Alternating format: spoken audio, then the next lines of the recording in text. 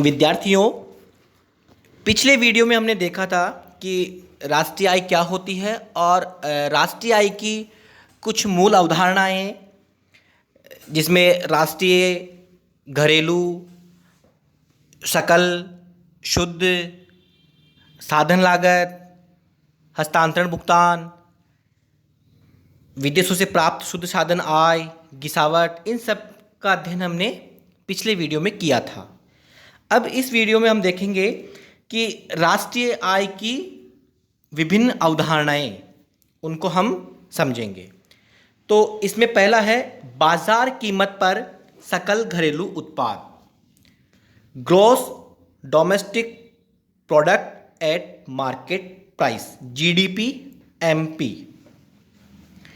एक देश की घरेलू सीमा के अंदर एक वर्ष के दौरान उत्पादित अंतिम वस्तुओं तथा सेवाओं के बाजार मूल्य, जिसमें मूल्यह्रास भी शामिल होता है, को बाजार कीमत पर सकल घरेलू उत्पाद कहते हैं, जीडीपी एमपी। अब जो यह है बाजार कीमत पर सकल घरेलू उत्पाद, सकल का मतलब है, जैसे हमने पहले वीडियो में देखा था, कि सकल में मूल्यह्रास जुड़ा हुआ होता है। फिर है घरेलू, तो घरेलू का मतलब हो गया जो भारत की बाउंड्री के अंदर, वो भारत के निवासी भी हो सकते हैं और दूसरे देश के निवासी भी हो सकते हैं। तो इसकी परिभाषा इस प्रकार से है कि एक देश की घरेलू सीमा के अंदर एक वर्ष के दौरान उत्पादित अंतिम वस्तुओं तथा सेवाओं के बाजार मूल्य, जिसमें मूल्यह्रास भी शामिल होता है, क्योंकि यह अवधारणा क्या है, सकल से संबंधित है, इसलिए इसमें मूल्यह्रास भी शामिल है, को बाजार कीमत पर सकल घरेलू उत्पाद कहते हैं, जीडीपी एमपी कहते हैं। इसकी दूसरी महत्वपूर्ण अवधारणा है बाजार कीमत पर सकल राष्ट्रीय उत्पाद, gross national product at market price, GNP. अब इसमें सकल है तो इसका मतलब है मूल्यह्रास जुड़ा हुआ है, और इसमें राष्ट्रीय आ गया है। पहले वाली जो अवधारणा थी उसमें घरेलू था, तो यहां पर हो गया राष्ट्रीय। इसका मतलब हो गया एक देश के सामान्य निवासी। तो सामान्य निवासी भारत के अंदर भी हो सकते हैं और भारत के बाहर भी हो सकते हैं, लेकिन जो पहले वाली जो अवधारणा थी वो घरेलू से संबंधित थी, इसलिए वो भारत की बाउंड्री के अंदर, वो भारत के निवासी भी हो सकते हैं और विदेशी लोग भी हो सकते हैं।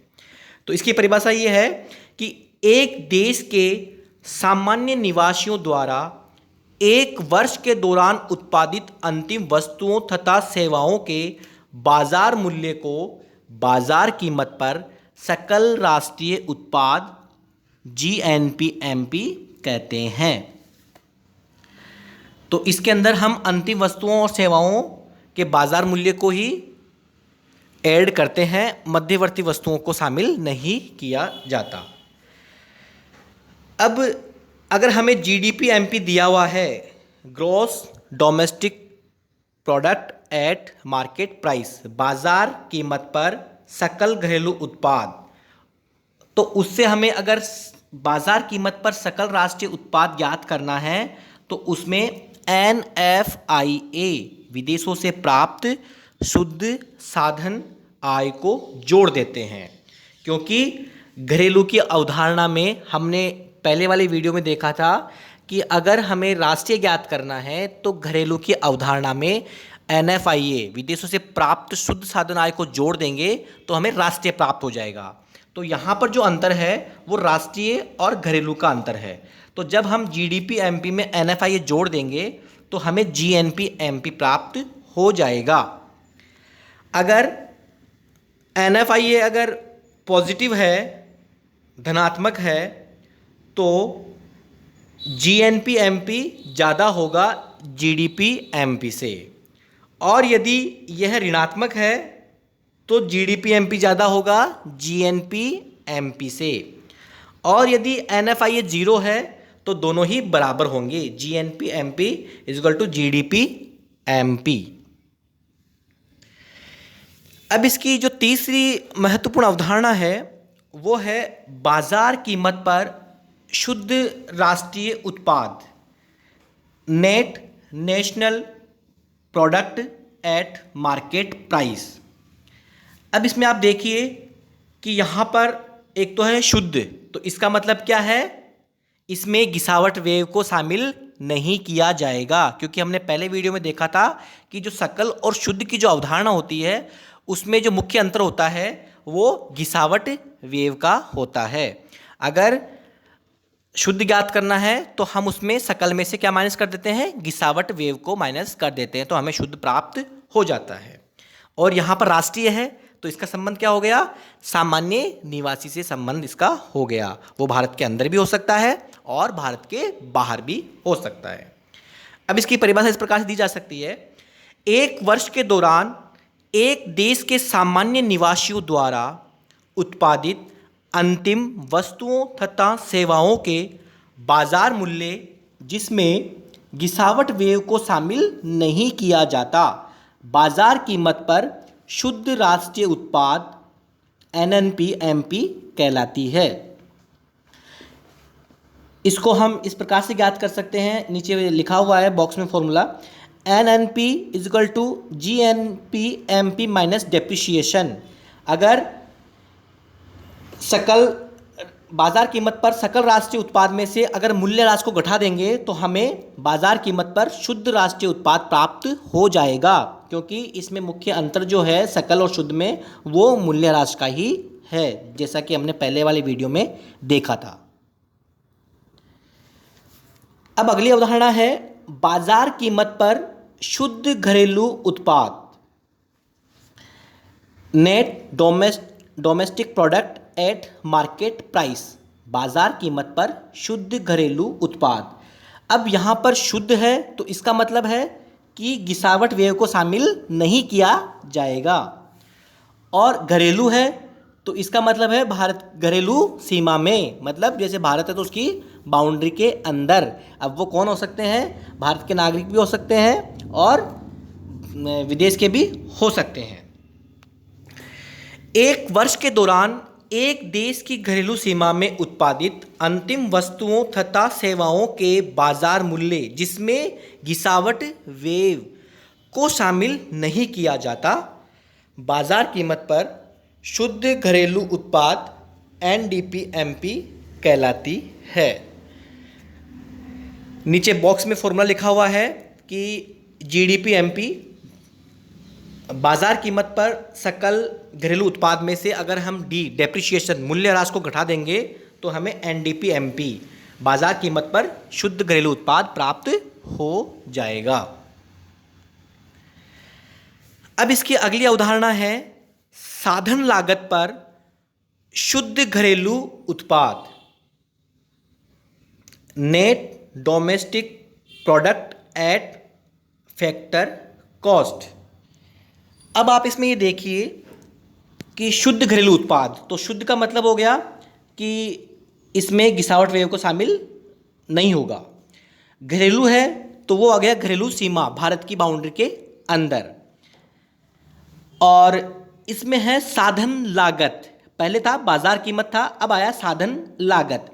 तो साधन लागत का मतलब ये हो गया कि साधन लागत ज्ञात करना है तो बाजार कीमत से, जैसे पहले वीडियो में हमने देखा था कि बाजार कीमत से साधन लागत कैसे ज्ञात की जाती है। तो बाजार कीमत में से, क्योंकि उसमें अप्रत्यक्ष कर जुड़ा हुआ होता है, बाजार कीमत में अप्रत्यक्ष कर तो क्या होता है, जुड़ा हुआ होता है, और जो सब्सिडी होती है वो घटी हुई होती है। अप्रत्यक्ष कर तो क्या होता है, उसमें जुड़ा हुआ होता है, और आर्थिक सहायता क्या होती है, उसमें घटी हुई होती है। तो हमें साधन लागत ज्ञात करने के लिए क्या करेंगे, हम बाजार कीमत में से अप्रत्यक्ष कर को तो क्या कर देंगे, माइनस कर देंगे, क्योंकि वो क्या होता है, उसमें जुड़ा हुआ होता है, तो वो तो क्या कर देंगे, माइनस कर देंगे, और जो आर्थिक सहायता है, सब्सिडी है, उसको उसमें ऐड कर देंगे। इसकी परिभाषा इस प्रकार हो सकती है, एक वर्ष के दौरान एक देश की घरेलू सीमा के अंदर सर्जित साधन आय, जिसमें लगान, ब्याज, लाभ, मजदूरी के कुल जोड़ को साधन लागत पर शुद्ध घरेलू उत्पाद कहा जाता है। अब बॉक्स में लिखा हुआ है NDPFC, मतलब साधन लागत पर शुद्ध घरेलू उत्पाद। उसको कैसे ज्ञात किया जाएगा? NDP market price, net domestic product at market price, NDP market MP minus indirect tax plus subsidies. क्योंकि फैक्टर कॉस्ट साधन लागत ज्ञात करना है तो मार्केट प्राइस में से इनडायरेक्ट टैक्स अप्रत्यक्ष कर को तो घटा देंगे और सब्सिडी को जोड़ देंगे, तो क्या प्राप्त हो जाएगा? साधन लागत प्राप्त हो जाएगा। पहले की वीडियो में हमने देखा था कि अगर हमें बाजार कीमत ज्ञात करनी होती है तो हम साधन लागत में तो क्या अप्रत्यक्ष कर क्या करते हैं? जोड़ देते हैं और सब्सिडी क्या करते हैं? घटा देते हैं। यहाँ पर साधन लागत ज्ञात करना है तो बाजार कीमत में से अप्रत्यक्ष कर को घटा देंगे और सब्सिडी को जोड़ देंगे। इसमें आगे आपको एक और हिंट दे रखा है, NDPFC net domestic product at factor cost, साधन लागत पर शुद्ध घरेलू उत्पाद बराबर NDPMP net domestic product at market price, बाजार कीमत पर शुद्ध घरेलू उत्पाद माइनस IT इनडायरेक्ट टैक्स अप्रत्यक्ष कर प्लस सब्सिडीज आर्थिक सहायता। अब इसकी अगली अवधारणा है साधन लागत पर सकल घरेलू उत्पाद, gross domestic product at factor cost. अब यहां पर जो अवधारणा है वो सकल की है, तो सकल में मूल्यह्रास डेप्रिसिएशन क्या होता है? जुड़ा हुआ होता है। तो इसको हम इस प्रकार से परिभाषित कर सकते हैं, एक वर्ष के दौरान एक देश की घरेलू सीमा के अंदर सृजित साधन आय जिसमें मूल्यह्रास भी शामिल होता है। क्योंकि ये अवधारणा कौन सी है? सकल वाली है, इसलिए इसमें मूल्यह्रास को भी शामिल किया जाता है। साधन लागत पर सकल घरेलू उत्पाद कहा जाता है। तो GDPFC gross domestic product at factor cost, इसमें बॉक्स में हिंट के तौर पर लिखा हुआ है, स्क्रीन पे आपको दिख रहा है, GDPFC equal to NDPFC plus D। तो GDPFC है, इसका मतलब हो गया साधन लागत पर सकल घरेलू उत्पाद बराबर NDPFC का मतलब हो गया साधन लागत पर शुद्ध घरेलू उत्पाद प्लस D का मतलब है मूल्यह्रास। अगर हम NDPFC में अगर डेप्रिसिएशन को ऐड कर देते हैं तो हमें GDPFC प्राप्त हो जाती है।